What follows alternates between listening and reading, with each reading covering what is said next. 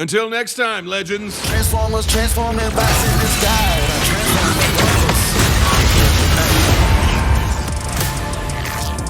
We won't stand for defeat. Okay, so before I start talking about the movie in general, I just want to say the marketing for this movie has just been awful. Like, every single trailer I've seen seems to, emphasize more of the comedy of it, make it out to be very lighthearted, a buddy cop Transformers movie. I think one of the songs had Sweet Child of Mine as the music, and going to see the movie, yeah, it very poorly represents it. It's like the marketing team were like, oh, well, this is an animated movie based on a toy line, so we need to make sure it is catching every kid's attention. How come you guys didn't do that with the first movie? All right, you shoot!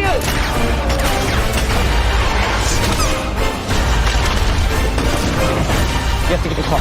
Trust me.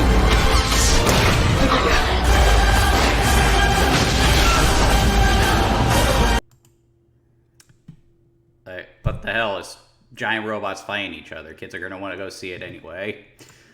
Alright, anyway, so today I went to see Transformers 1, the new animated Transformers movie. Now, this was something that I didn't think I would be seeing myself seeing anytime soon, because I gotta be honest, I'm not the biggest fan of Transformers. Now, that's not to say there wasn't a time in my life where Transformers wasn't one of the biggest parts of it.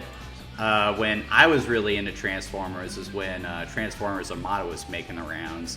And when that show was on, like, I was collecting the toys, talking about it with friends. I mean, that was the highlight of the week, just watching that show on Toonami or Saturday or whatever it was on at the time. And it's through Transformers Armada that I came across the original Transformers movie as well. We found it at the local video store, and I was obsessed with Transformers at the time, so saw Transformers animated on the shelf, so immediately picked it up. That's a great movie, by the way, one of the more underrated animated films from the time. And of course, at the time when it came out, I was really into the first Michael Bay movie. However, like with most people, like going back to this film in hindsight, it doesn't really impress like it did back in the day. It's just kind of your atypical summer blockbuster. I mean, it was cool to see the Transformers in live action, but that's about all it has going for it when you get down to it. I did see the second movie, Revenge of the Fallen, and I liked Revenge of the Fallen as a kid. I mean, I didn't understand why so many people hated it when it came out. I mean, it's not like it was that much better or worse than the first movie. But after that, I never went to see another Transformers movie in the theater. At least not until the Bumblebee movie came out. Now, a lot of people might be asking, why would you go to see the Bumblebee movie of all Transformers movie? Is it because you like Bumblebee? Not necessarily. The reason I went to see Bumblebee was the guy who directed it also directed Kubo and the Two Strings, which was a stellar animated movie. And the idea of an animation director doing a Transformers movie, I thought was enticing, so I gave it a shot, and you know what? It was pretty damn cool. It wasn't a great movie by any stretch of the imagination, but it had some of the best fight scenes in the entire series up to that point. Like, when you think of the Michael Bay films, you always think of shaky cam, constant jump cutting, all that nonsense. You didn't have that in this movie. It was very clear that animation director was helming the project, and it's because of that when I heard that they were doing a fully animated Transformers movie, I was actually enthusiastic about it. Then I started seeing the trailers, and while the film definitely looked the part, it also didn't seem to be exactly what I was looking for. It's like, yeah, they were making an animated Transformers movie, but they were also making an animated Transformers movie for kids. I still wanted to see it, but I was only going to go see it in theaters if it was getting decent reviews. And Lord and behold, it's been getting some really good reviews lately, so I went to see it today. And yeah, Transformers 1 is outstanding, dude, and it's definitely the best Transformers movie since the original movie. Maybe even better than that one, if you can get over your nostalgia. So, the film is sort of an origin story for the whole conflict between the Autobots and the Decepticons. The film centers around Optimus Prime and Megatron. Before they earned those titles, in this film they're referred to as Orion Pax and D1, I think. And they're junk bots. They're basically the lowest of the low, working class on Cybertron. But of course, they have greater ambitions, namely Optimus Prime or Orion Pax, whatever the hell you want to call him. And so they're constantly trying to find ways to, you know, show what they're really made of. But there's just a lot working against them, and it eventually gets to the point where they're demoted by people who want to keep them down. But when they end up going through a junk pile, they find a message from the Primes, who had previously disappeared searching for something called the Spark of Leadership. Hoping that this will elevate them in the eyes of their people, particularly Sentinel Prime, they decide to set out on a mission with some friends of theirs to find this location, hopefully find the Spark of Leadership.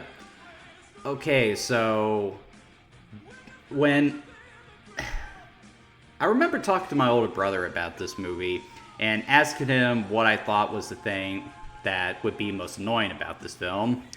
And I'm going to talk about that later, but what he said was, is it because Optimus Prime and Megatron are friends in the movie? And that just kind of had me rolling my eyes, because I wonder if that's going to be a problem for a lot of people.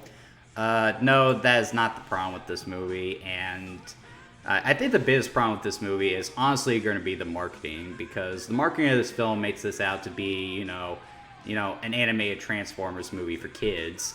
But if you actually watch the movie, while it definitely does seem to be age appropriate for children, it's not one of those films that talks down to its audience, like, say, the Sonic movies. This film actually does play things pretty seriously, all things considered. There's, of course, some nice levity in there, and you could probably see some of that in the trailer. But really, the focal point of this movie is the friendship between Optimus Prime and Megatron, or their friendship before they took on those titles. And what's interesting about that is that it's also very relatable, too. I actually did find there to be some degree of social commentary here. I doubt that was the intention, but it probably just happened, you know, as a result of, you know, the filmmakers just telling the story.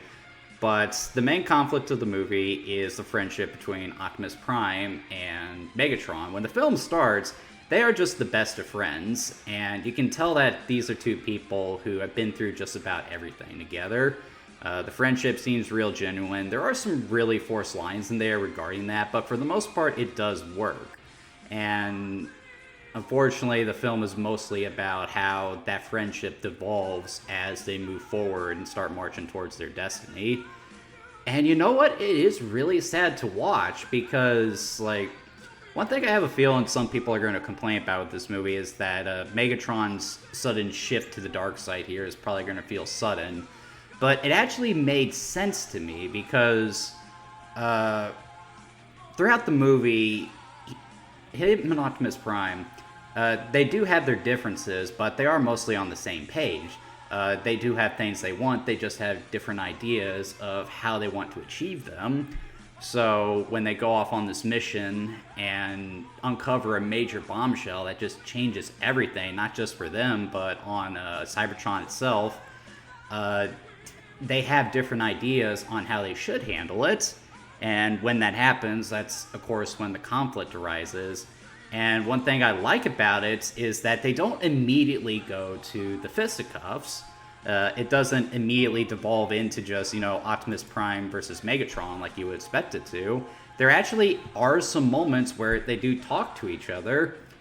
And, you know, when they actually do start fighting, it is honestly really tragic. It's one of those fight scenes that's honestly hard to watch, like Captain America versus Iron Man in Captain America Civil War, or Batman versus Superman. You know, it's just a fight that you feel doesn't need to happen, but these characters just stand so firmly behind what they believe in that they have no choice but to come to fisticuffs. It's really brilliant. It's not as simple as just good versus evil.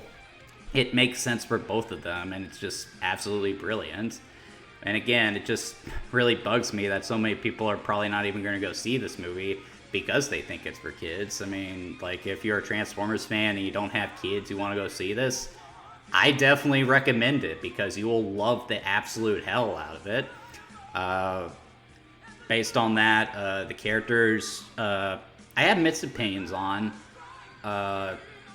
While I feel like Optimus Prime and Megatron are well portrayed here, there are times where they seem, a little too, I guess I want to say MCU, where they're trying to talk serious, and there are other times where, they just say silly things and just kind of, juxtapose that.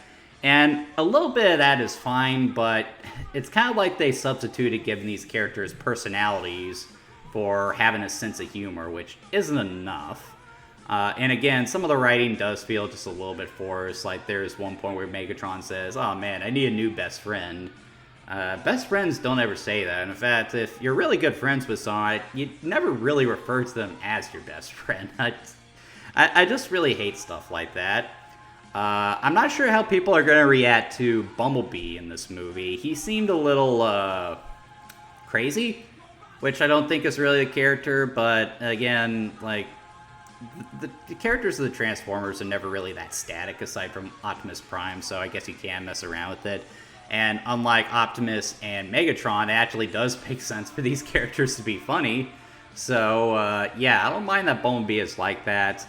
And I actually did end up liking the character Alita as well.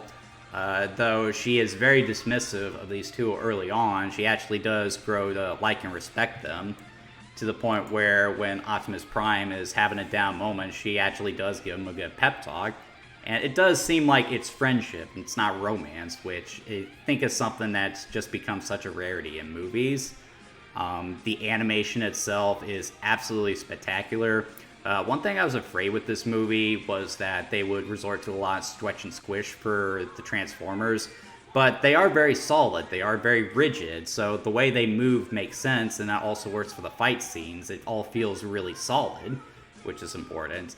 And just the backgrounds of this movie are so cool, dude. We have never gotten such a good look at Cybertron outside of the video games that came out back in the day. And there's a lot of really cool set pieces that just show it off. I think my favorite was, what was it? The Intercore 5000 or something, the race in the movie. And it kind of reminded me of a game of Mario Kart because as they race, the track sort of forms in front of them, kind of like that level in Mario Colors. It was really neat. When the film needs to be serious, it can be serious. It doesn't do the Thor, Thunder, and Lightning thing where they're just constantly making jokes.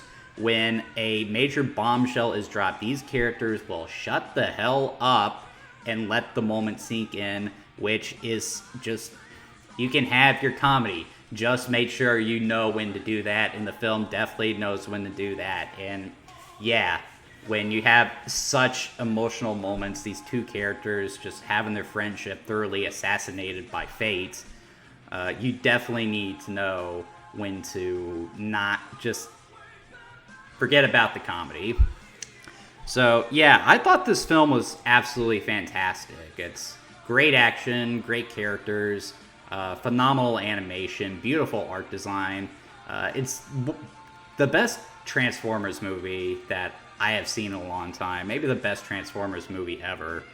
I did have some annoyances with it, though. Again, just this underlying feeling that this film is just being marketed by just incompetent dipshits who are under the impression that animation is solely for kids. And I get it. Transformers is a series that is based on a toy line. But again, just because that's the case, it doesn't mean you have to market exclusively to kids.